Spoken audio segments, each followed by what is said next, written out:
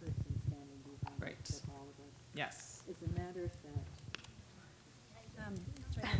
It was very hard. I was on some of those Thank you. calls trying to get people to throw down money, and it was very Yeah, hard. It was it's hard very to hard. get textbook companies Mhm. that sell books to beauty schools. Like more people will buy books. Mhm. This is a good thing for you. And they were Yes. like, we're just really not quite sure if we have. Okay, so women power, manpower, whatever it is. The way BCLA got started was in the bar at a trade show after a meeting like this. There is a bar across from here. It is at the Hilton, okay? And after this meeting, if you want to join me, let's go sit over there, or just right out here, and let's sit out there and make some plans. I don't know when we're going to start moving on it, but is anybody with me? Okay, I'll meet you out there. And it doesn't mean that the bill is going to be the same one that was just gotten rid of. Right, because I'm not for that bill either. But I am for a master bill. Is anybody else for a master bill? Okay, so I am for a master bill. Love to have you join us if you're not, so we can hear the alternative. Okay? So when this is over, let's go out there. Hey everybody, I'm Danielle from Sacramento, and I've been a rep for 13 years and an esthetician for more than that. I worked with Dee Dee when she opened up her first school. I was a Pavonia rep at the time, and I know a lot of you. I've worked for several vendors. I've been educating and training centers for years. And I guess what was frustrating to, I guess I have about 1,000 people in my database, was that we were never asked what we wanted on the bill. Who was the author of the bill? And when we did read the bill, it said that we'd be able to do body treatments and use Lancets. And so a lot of people got really excited because they want to use Lancets. I was an Arizona esthetician before I became in California, and there we could use Lancets, we could do, dermal planing, we could do a lot of things. My question to the board, and something that I've always wanted for my clients, is I wanted our license to mean something. And if we had CEUs proving to the state board that we got hours of education in order to renew our license, it means something. And I went to a approved provider from the state board. The state board could say, Laura Cooksey, you are an expert in acne and you write beautiful, brand neutral education. Same with Rebecca Gadberry. If we went and actually got credit for attending their education and proved to the state board, you know what, we passed a quiz, a test, and therefore I get to renew my license. That means something. But if we are licensed in 1980 and we never had 1 hour of education, and we call ourselves and we go sit for a master esthetician exam, and I can walk out of there saying, I'm a master, but I haven't taken any classes. Who's Rebecca James Gadberry? Who's Laura Cooksey? Well, what do you mean? I mean, I want our license to mean something. I want the doctors and the derms and the MDs to go, those ladies, they really do work hard. They really do get modern education. They are tested. They are certified. My problem with it was if a cosmetologist who never touched skin out of cosmetology school, never, sat for the same exam as I did, and I've been doing facials a long, long time, and peels, and microderm, and everything else by Dr. Linder, I learned, Metaxia delicus, by the greats of our industry. I watched them and I learned. And they can call themselves a master, and then means nothing to me then.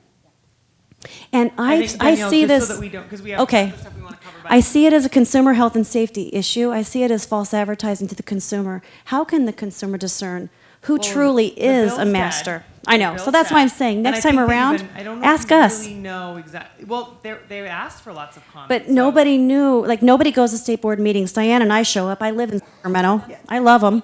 Show up to meetings. There was a lot. Yeah, they were looking for a lot of feedback. Linnell was there was a ton of people looking for feedback. So I don't know what to tell you. I don't know what to tell you, but it's dead. So if you want to bring something like that back, we're not going to beat that anymore. And there's a lot of great estheticians. If you want to bring it back, then it takes legislation. And if you want CEUs, it takes legislation. And the board they can't make that happen. There has to be written legislation. People have to show up at meetings. And it's not just about standing there and saying, we want, and then people go home. Because I sat on that board for a long time. Everybody has a whole list of, like an arm list of things that they want. But they can't actually do it. They just run, not just, but they run the office. This is an administrative and executive office. So it's up to, if you want to see legislation change, whether it's continuing education or advanced licensure, then you have to make it happen, because they will help to move that process through. There's not one person on the board that does not believe in continuing education. I've never heard one person say that's a bad idea. But when you get in front of the Senate Rules Committee, or you get in front of some of those people, they think that that's a means of entry. They think that you're trying to stop somebody from working. So once you get your teeth in this and you start really hearing what's coming on both sides, and there's a legislator that says something like, nobody can die from a bad haircut. Why do you even need a license? Like, it is way deeper than what you're experiencing every day in your space. It's much bigger. And that esthetician that decides to wax as an esthetician, or she decides to do makeup and not do clinical skincare, she's still an esthetician, and she still maintains a 600-hour license, and we respect her as much as we do the woman that decides to do acne facials. Not one esthetician is more important than the other. And that esthetician that loves doing bridal makeup, she doesn't want to do acne.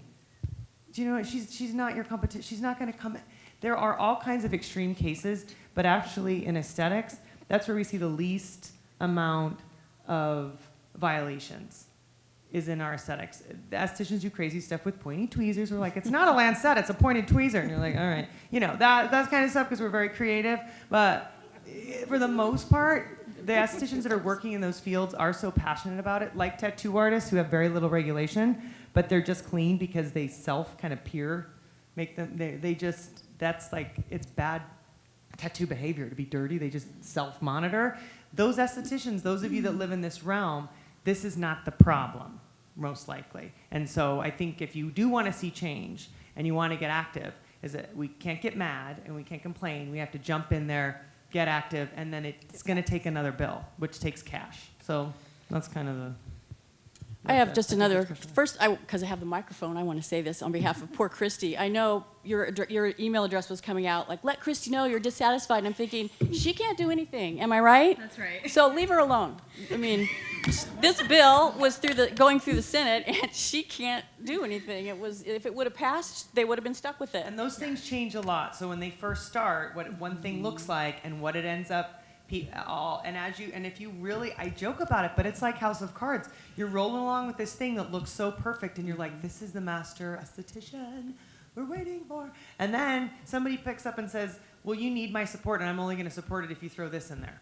Yeah. And someone's like, well, I need your support, and if you only do all this stuff. And then the medical board was like, we'll stay away from you if you take out this. So it just like starts to crumble, and you're like, this isn't even the same thing. It wasn't even what we talked about. Somebody was like, teeth whitening. Like, no, we're not whitening teeth. Estheticians don't whiten teeth. Like, what's happening? So it became something that it wasn't, which is why at the 11th hour, you fight so hard to make something happen. You're like, okay, I'll take a little exception. Like, well, I'll take a hit. And then you stand there and you're like, this wasn't even what the plan was, which is why it got pulled. And that's why we have to go to the legislators to talk to them. And someone in this room, I guarantee, or it's like the 6 degrees of Kevin Bacon. Somebody in here, we know politicians. You're giving a facial to the woman that has the ear of that man or woman at night. Like we just got to figure out who our clients know, because I promise you, it's not just those people are married and they have people in their household and they get their hair done, and we got to figure out who's servicing this people. Some of them look like they need a facial, but the legislators listen to this industry. Trust me. I've worked for 7 different boards in the Department of Consumer Affairs, and this is the biggest one that we get a call from a senator and assembly member on a regular basis asking us for some assistance, whether it's to get her license renewed or talk about scope of practice. That everybody's getting their hair cut, everybody's getting facials, everybody knows somebody's getting their nails done, and they listen. They really do.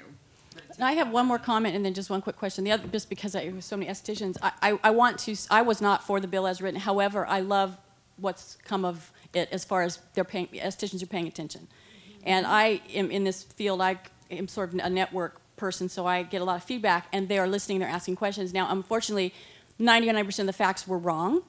And so I had to try, and I don't know anything, and I had to try to figure it out. So here's my follow-up question based on some of the things you said, Dee Dee.